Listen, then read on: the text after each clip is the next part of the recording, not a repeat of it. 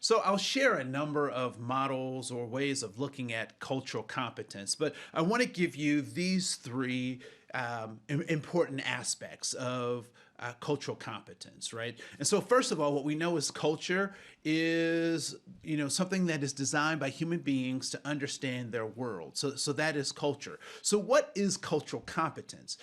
I would suggest that cultural competence can be summed up with these three, or the understanding of these three aspects of culture. So it is understanding how the artifacts connect with the values and how both of those interact with the context, right? So when we talk about cultural competence, it isn't so much incompetent, or are there a number of skills that I need to master or learn, which I would encourage that.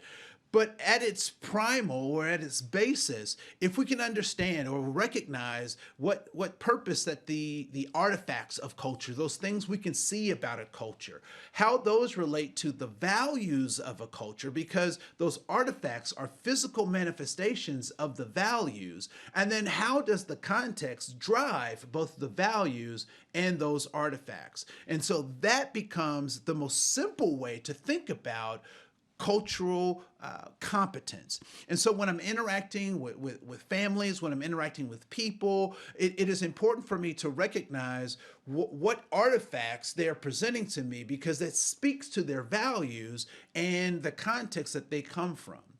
If we look across geographic regions across the globe, people wear differing, they have different customs and clothing based on the geographic regions where they exist and they live.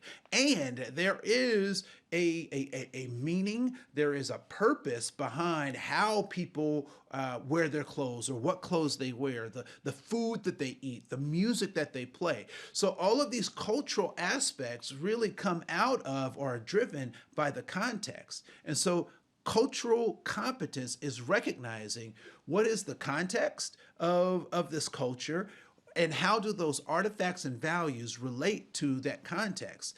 And as context changes, so must culture. Right?